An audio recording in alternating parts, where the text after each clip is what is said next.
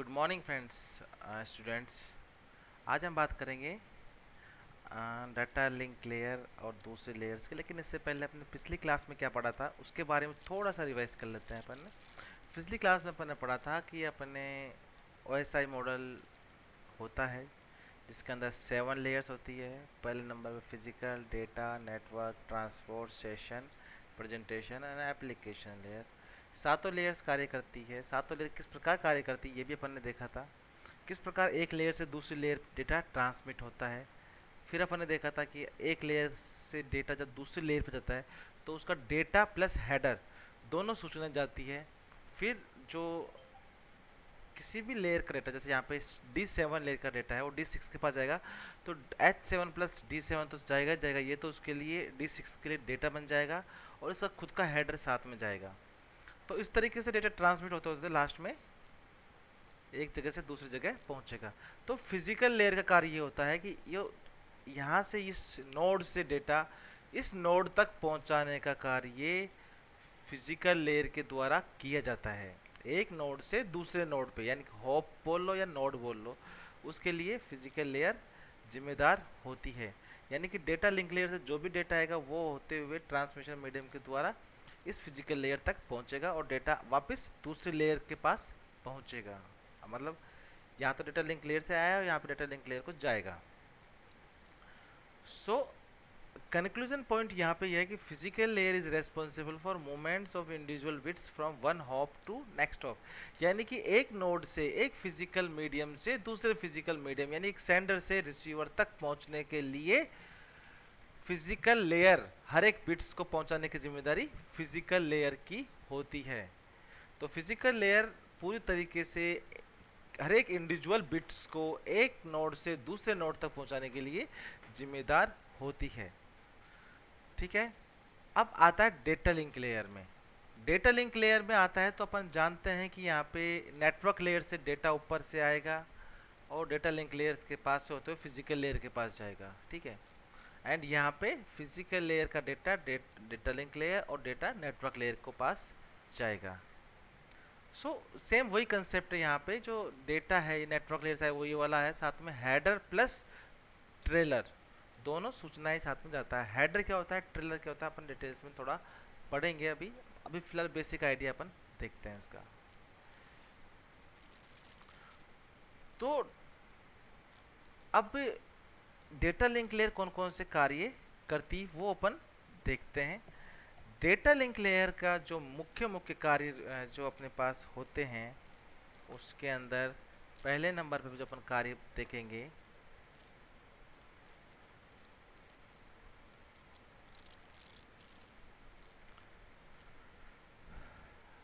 तो data link layer का जो मुख्य रूप से कार्य पहले नंबर पे होता है वो है फ्रेमिंग करना। ठीक है। जो पहले नंबर का टास्क है वो है फ्रेमिंग करना, यानी कि डेटा फ्रेम्स को बना के एक जगह से दूसरी जगह पे भेजना। यानी कि होता क्या है कि जब नेटवर्क लेयर, अपन यहाँ पे जानते हैं कि नेटवर्क लेयर से जो भी डेटा मिलेगा यहाँ पे, नेटवर्क लेयर से जो डेटा मिलेगा उस डेटा को बिट्स बाय बिट्स, बिट्स की स्ट्रीम्स में, यानी कि बिट्स के समूह में बांटने को बोलते हैं अपन फ्रेम। यानी कि ऐसे डेटा यूनिट्स में बांटते हैं जिनको मैनेज किया जा सके। उन मैनेजेबल डेटा यूनिट्स को अपन कहते हैं फ्रेमिंग करना, फ्रेम कहते हैं उनको। यानी कि नेटवर्क लेयर से जो भी डेटा मिलेगा उस डेटा को फ्रेम्स के रूप में बांटने का कार्य करता है डेटा लिंक लेयर। तो सबसे पहला नंबर का टास्क होगा फ्रेमिंग। ठीक है। दूसरा कार्य है फिजिकल एड्रेसिंग। ओके। पहला कार्य फ्रेमिंग हो गया, दूसरा है फिजिकल एड्रेसिंग। दूसरा कार्य फिजिकल एड्रेसिंग। तो फिजिकल एड्रेसिंग का कार्य भी डेटा लिंक लेयर के लिए किया जाता है। इसका मतलब ये है, फिजिकल एड्रेसिंग से मतलब यहाँ पे इस तरीके से है कि फिजिकल एड्रेसिंग से मतलब है यहाँ पे कि अगर आपका पूरे कंप्यूटर्स एक ही नेटवर्क में जुड़े हुए हैं और कोई मैसेज को या किसी डेटा को एक कंप्यूटर से दूसरे कंप्यूटर पर पहुंचाना है तो हर एक फ्रेम के साथ में आपको सेंडर और रिसीवर दोनों एड्रेस आपको डिफाइन करने होते हैं। साथ ही साथ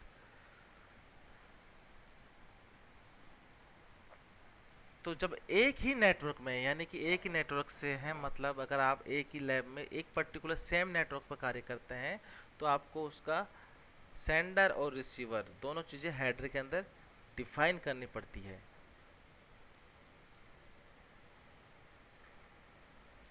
और रिसीवर में एड्रेस, सेंडर में तो जो डेटा भेज रहा है उस सेंडर का एड्रेस आ जाएगा, और रिसीवर में जिसको भेजा जा रहा है वो एड्रेस डिफाइन करना होता है। फिजिकल एड्रेसिंग आपको करनी होती है। फिजिकल एड्रेसिंग मतलब मैक एड्रेस, ऐसा एड्रेस जिसके द्वारा उसकी पहचान की जा सके। अगर सेम नेटवर्क में काम कर रहे हैं, सारे कम दूरी पर स्थित कंप्यूटर सेम नेटवर्क पर कार्य कर रहे हैं, तो उनका मैक एड्रेस, जिसको अपन फिजिकल एड्रेस बोलते हैं, उसके द्वारा पहचान की जाती है। सेंडर के अंदर जो मशीन से आपने भेजा है वो एड्रेस होगा, और रिसीवर के अंदर जिस मशीन को आपको डेटा भेजना है उस मशीन का मैक एड्रेस लिखा होगा। लेकिन अगर सपोज करो सेम नेटवर्क में डेटा नहीं है, अगर मान लो एक कंप्यूटर, एक बैंक है जिसकी ब्रांच दौसा है और एक बैंक है जिसकी ब्रांच जयपुर है, तो दोनों अलग अलग नेटवर्क हो गए। तो जब दौसा ब्रांच से डेटा जयपुर ब्रांच में जाएगा तो तो रिसीवर क्या होगा? रिसीवर वो डिवाइस होगा जो बीच में इनके कनेक्टिंग डिवाइस है, यानी कि दौसा वाली ब्रांच से अगला जो भी डिवाइस है जहां पर नेटवर्क स्विच या राउटर जो भी लगा है, उस डिवाइस का एड्रेस लिखा होगा रिसीवर के अंदर, क्योंकि पहले वहां से उस लिंक पे पहुंचेगा फिर आगे लिंक पे जाएगा। तो इस तरीके से एड्रेस लिखा होगा कि पहले यहाँ से जो नेक्स्ट कनेक्टिंग डिवाइस है उसका एड्रेस उस पर लिखा होगा। इसका मतलब ये हुआ, अगर सारे कंप्यूटर्स या सारे नेटवर्क्स डिवाइसेस एक ही नेटवर्क में कार्य कर रहे हैं तो मैक एड्रेस के द्वारा उनकी पहचान करके मैसेज को सेंड और रिसीव किया जा सकता है। लेकिन दोनों अलग अलग नेटवर्क में हैं, दो अलग अलग दूरी पर स्थित है, तो जो भी कनेक्टिंग डिवाइस होगा, किसी भी सेंडर से और रिसीवर के बीच में जो जो कनेक्टिंग डिवाइस होंगे, सबसे पहले नंबर का जो कनेक्टिंग डिवाइस होगा सेंडर से, उसका एड्रेस लिखा होगा। फिर वहां पर जाने के बाद में आगे वाले कनेक्टिंग डिवाइस का एड्रेस होगा। इस तरीके से फिजिकल एड्रेसिंग उनकी की जाती है। ठीक है, तो नेक्स्ट जो काम होता है उसका फिजिकल एड्रेसिंग करना होता है। ठीक है, सेम नेटवर्क में तो मैक एड्रेस से काम चल जाएगा सारे कंप्यूटर और रिसीवर का। अलग अलग नेटवर्क में है तो जो भी कनेक्टिंग डिवाइस है उसका मैक एड्रेस लिखा होगा उसके अंदर। नेक्स्ट टास्क है फ्लो कंट्रोल। ठीक है, जो डेटा लिंक लेयर काम करती है वो नेक्स्ट काम करती है फ्लो कंट्रोल का। मतलब फ्लो मतलब बहाव को कंट्रोल करना। इसका मतलब क्या है, अगर सेंडर और रिसीवर दोनों को दोनों की डाटा को भेजने की और रिसीव करने की कैपेसिटी सेम होनी चाहिए। ऐसा नहीं होना चाहिए अगर डेटा सेंडर की भेजने की स्पीड 10 एमबीपीएस की है लेकिन रिसीव करने की कैपेसिटी 1 एमबीपीएस है, तो वो 10 एमबीपीएस से डेटा नहीं भेजना चाहिए, वो 1 एमबीपीएस से ही भेजना चाहिए, क्योंकि रिसीवर की कैपेसिटी 1 एमबीपीएस है। तो जो ये बहाव को कंट्रोल करते हैं ये कार्य भी डेटा लिंक लेयर के लिए ही उसके द्वारा ही किया जाता है। तो डेटा लिंक लेयर का दूसरा महत्वपूर्ण काम है, जिस रेट से रिसीवर डेटा फ्रेम को एक्सेप्ट कर सकता है उसी रेट से सेंडर के द्वारा डेटा भेजना के लायक बनाना ही फ्लो कंट्रोल कहलाता है। यानी कि जिस रेट से सेंडर डेटा भेजता है और वो रिसीव करता है रिसीवर, वो उसका फ्लो कंट्रोल रेट कहलाती है, डेटा रेट कहलाती है। नेक्स्ट है एरर कंट्रोल। एरर कंट्रोल, जब भी डेटा एक लेयर से दूसरी जगह जाता है तो डेटा के अंदर एरर आने की संभावना रहती है। एरर किसी भी कारण से हो सकती है, नॉइज़ के कारण हो सकती है, बीच में कोई सिग्नल प्रॉब्लम हो उसके कारण हो सकती है। तो ऐसे केसेस में क्या होता है कि अपने को यूज़र को आइडेंटिफाई करना होता है कि आइडेंटिफाई ये करना होता है कि डेटा के अंदर एरर उत्पन्न हुई है या नहीं हुई।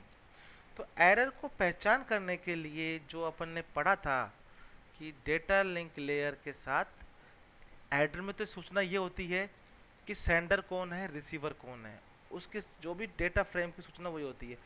ट्रेलर के अंदर एरर को डिटेक्ट करने संबंधित जानकारी होती है। एरर के अंदर डेटा की साइज क्या है, फ्रेम का पैटर्न क्या है, जिसको अपन बोलते हैं CRC bits. Cyclic redundancy bits या चेकसम बिट्स, जो अपन आने वाली क्लासेस एरर कंट्रोल चैप्टर उसमें पढ़ेंगे। तो जब अपने को मालूम पड़ेगा कि T2 यानी कि ट्रेलर के अंदर वो सभी सूचनाएं होती है जिसके द्वारा अपन ये डिटेक्ट कर सकते हैं कि अपने फ्रेम में एरर उत्पन्न हुई है या नहीं हुई है। तो एरर को कंट्रोल करने का काम भी डेटा लिंक लेयर के लिए किया जाता है। डेटा लिंक लेयर क्या करती है कि भाई इसमें फिजिकल लेयर से जो डेटा आया है वो डैमेज तो नहीं है, कोई इसमें एरर तो नहीं है, इस चीज़ को पहचान करने के लिए, और कोई फ्रेम डुप्लीकेट तो नहीं है, यानी कि एक ही फ्रेम दोबारा तो नहीं भेजा गया है। इस चीज़ के लिए यहाँ पे ट्रेलर फील्ड को ऐड किया जाता है। ठीक है, तो नेक्स्ट है access control. Access control, access control का मतलब है कि जब दो या दो से अधिक डिवाइस सेम लिंक के द्वारा जुड़े हुए हैं तो डेटा लिंक लेयर के द्वारा ये व्यवस्था होनी चाहिए कि दो कोई भी डिवाइस किसी सेम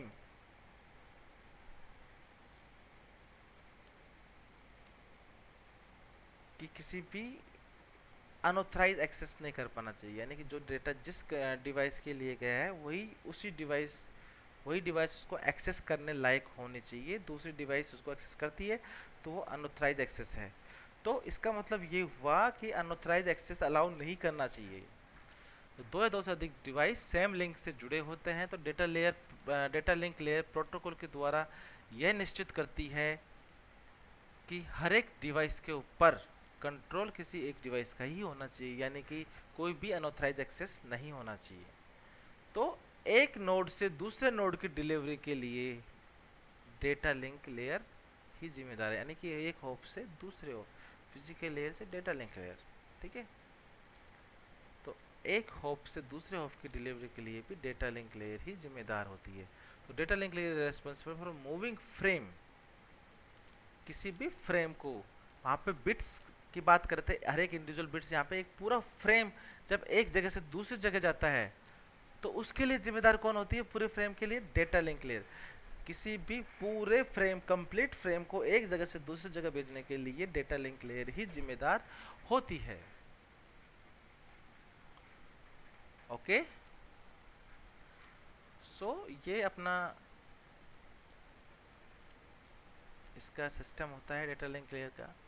डेटा लिंक लेयर में ये कंप्यूटर डिवाइस है और कोई मैसेज को सपोज करो ये एफ तक पहुंचाना चाह रहा है, एफ तक इस मैसेज को डिलीवर करना चाह रहा है। अब देखेंगे ये अलग नेटवर्क पे है क्योंकि आप बीच में राउटर आ गए, ये एक अलग नेटवर्क हो चुका है और ये एफ एक अलग नेटवर्क में है। तो अब होगा क्या यहाँ से, अगर इस डिवाइस से कोई सिस्टम एड्रेस को जाएगा तो इसके अंदर इससे नेक्स्ट कनेक्टिंग डिवाइस कौन है, हॉप कौन है, ये वाला बी डिवाइस। तो यहाँ से ये लेकर यहाँ तक की डिलीवरी के लिए ये जिम्मेदार रहेगा, ये लिंक मतलब डेटा लिंक लेयर काम करेगी। इस पर्टिकुलर बी लिंक से जो आउटर पोर्ट है जिसके द्वारा डेटा जाएगा यहाँ से लेकर अगले लिंक तक, यहाँ के लिए इस वाले तक बी से ई तक होप टू होप डिलीवरी होगी, यानी जो फ्रेम की डिलीवरी होगी उसके लिए भी डेटा लिंक लेयर जिम्मेदार होगा। यहाँ से लेकर यहाँ तक के लिए जो होप टू होप डिलीवरी होगी, जो पूरा फ्रेम की डिलीवरी होगी, उसके लिए डेटा लिंक लेयर ही जिम्मेदार रहती है। यानी डेटा लिंक लेयर को यूज करके ही, क्योंकि अपन ये मानते हैं कि जो बीच वाले जितने भी अगर राउटर लगे होंगे या स्विच लगे होंगे वो उनके अंदर ये दोनों लेयर्स हमेशा होती है, physical layer, data link layer. और जो राउटर होता है या गेटवे होता है उसमें 3 लेयर्स पे काम करती है वो, physical layer, data link layer और नेटवर्क लेयर। ये बीच के जो भी स्विच होते हैं ये दोनों लेयर्स पे कार्य करते हैं। तो सारा मैसेज यहाँ से एक हॉप से लेकर दूसरे हॉप तक के लिए डेटा लिंक लेयर जिम्मेदार होती है और पर्टिकुलर बिट टू बिट अपन ट्रांसमिट होने की बात करते हैं उसके लिए फिजिकल लेयर काम करती है। अब इसके बाद जो नेक्स्ट आता है वो है नेटवर्क लेयर। नेटवर्क लेयर बहुत ही इंपॉर्टेंट लेयर होती है क्योंकि किसी भी पैकेट, डेटा पैकेट होता है, उसको सोर्स से लेकर डेस्टिनेशन तक पहुंचाने की जिम्मेदारी नेटवर्क लेयर की होती है। तो नेटवर्क लेयर किसी भी डेटा पैकेट के सोर्स से डेस्टिनेशन डिलीवरी के लिए जिम्मेदार होती है जब बहुत सारे नेटवर्क्स जुड़े हो, यानी कि अपना कहने की बात करता है यहाँ से लेकर यहाँ तक पूरा एक साथ पहुंचाने की जिम्मेदारी होती है वो नेटवर्क लेयर की होती है। अलग अलग नेटवर्क में है ना, इसलिए। तो अगर दोनों सिस्टम्स सेम लिंक से जुड़े हुए होते हैं तो नेटवर्क लेयर की अपने को जरूरत नहीं होती, क्योंकि डेटा लिंक लेयर में ही काम हो जाता है, क्योंकि मैक एड्रेस को अपन काम में लेते हैं। लेकिन जब दो डिवाइस अलग अलग नेटवर्क पे जुड़े हुए हो, यानी कि अगर ये सारे कंप्यूटर इस लिंक के अलावा यहीं पे ए होता, यहीं पे बी होता, यहीं पे सी होता, तो आपको नेटवर्क लेयर की जरूरत ही नहीं होती। नेटवर्क लेयर की जरूरत जब होती है जब अलग अलग नेटवर्क पे सोर्स और डेस्टिनेशन हो और उनके बीच में आपको मैसेज कम्युनिकेट करवाना हो, तो आपको नेटवर्क लेयर की जरूरत होती है। तो ये चीज़ समझ जानी चाहिए बिल्कुल भी। अगर दो सेम नेटवर्क के अंदर आपके सेंडर और रिसीवर दोनों सेम है, यानी जिसको भेजना है और जिस जो भेज रहा है दोनों सेम नेटवर्क में है, तो आपको नेटवर्क लेयर की जरूरत नहीं है। लेकिन अलग अलग नेटवर्क में है तो आपको नेटवर्क लेयर का बिल्कुल जरूरत है। ठीक है। सो नेटवर्क लेयर अब बहुत जरूरी है। इसका काम क्या क्या होता है? इसके काम होते हैं नेटवर्क लेयर नेटवर्क लेयर का जो पहला कार्य होता है लॉजिकल एड्रेसिंग।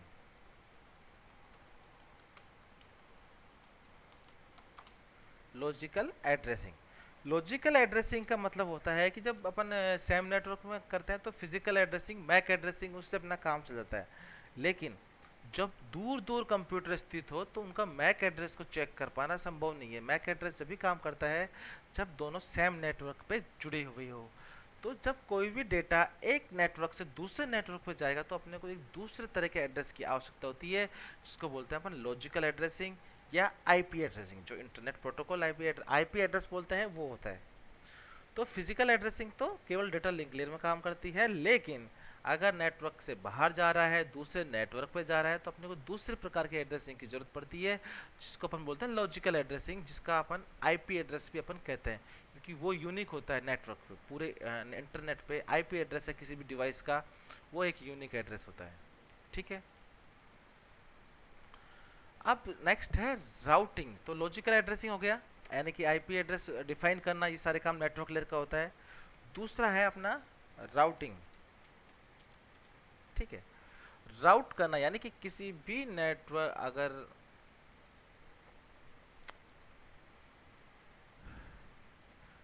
किसी भी दो सिस्टम हैं, दोनों एक नेटवर्क से दूसरे नेटवर्क पर जाते हैं, बीच में स्विच भी पढ़ते हैं अपने, राउटर भी पढ़ते हैं। स्विच और राउटर से होते हुए एक मैसेज को दूसरे फाइनल डेस्टिनेशन तक पहुंचाने का कार्य भी नेटवर्क लेयर के द्वारा ही किया जाता है। तो जब अलग अलग नेटवर्क मिल के आपस में एक इंटर नेटवर्क बनाते हैं, नेटवर्क का समूह बनाते हैं, एक बड़ा नेटवर्क बनाते हैं, तो सारे कनेक्टिंग डिवाइस के द्वारा कोई भी पैकेट एक जगह से दूसरी जगह पहुंचता है। कनेक्टिंग डिवाइस आपके स्विच हो गए, राउटर हो गए, उनके द्वारा कोई भी डेटा पैकेट या डेटा पैकेट एक जगह से दूसरी जगह पहुंचता है। तो ये एक जगह से दूसरी जगह पहुंचाने की जिम्मेदारी इसकी नेटवर्क लेयर की होती है। ठीक। तो network layer is responsible for the delivery of individual packet from source host to destination host. तो सोर्स मशीन से लेकर डेस्टिनेशन मशीन तक पहुंचाने का कार्य है जो पैकेट्स का, या फ्रेम बोल सकते हो या पैकेट्स बोलते हो, उसकी जिम्मेदारी नेटवर्क लेयर की होती है। तो सोर्स टू डेस्टिनेशन डिलीवरी का मतलब ये होता है, ये वाला। ए अपने पास कंप्यूटर है यहाँ पे, ये तो हो गया इधर से लेकर ए से लेकर बी तक पहुंचाने की जिम्मेदारी किसकी? डेटा लिंक लेयर की। लेकिन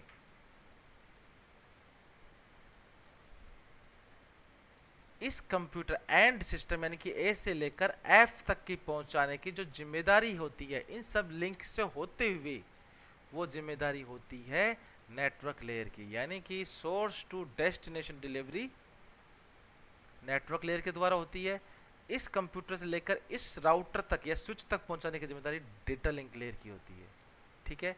डेटा लिंक के द्वारा हॉप टू हॉप डिलीवरी होती है। इस कनेक्टिंग डिवाइस से दूसरा कनेक्टिंग नोड कौन सा है वहां तक की पहुंचे डेटा लिंक लेयर जिम्मेदारी होती है। लेकिन इस नेटवर्क से होकर इस एंड कंप्यूटर तक पहुंचाने की जिम्मेदारी नेटवर्क लेयर की होती है। तो source to destination delivery network layer के द्वारा इम्प्लीमेंट किया जाता है। आज के अपना चैप्टर यही बाइंड अप करते हैं, क्योंकि आप एक दिन में 2 लेयर्स काफ़ी ज़्यादा होती है। अगर आप इससे आगे पढ़ेंगे तो फिर आपको कन्फ्यूज़न हो सकता है। तो आप जो मैंने आज पढ़ा है इसको थोड़ा सा ध्यान से पढ़ें। कोई पॉइंट समझ में नहीं आया है तो आप मुझे मैसेज करें, ठीक है। उम्मीद करता हूँ आप लोगों को ये वीडियो समझ में आई होगी। Thank you very much.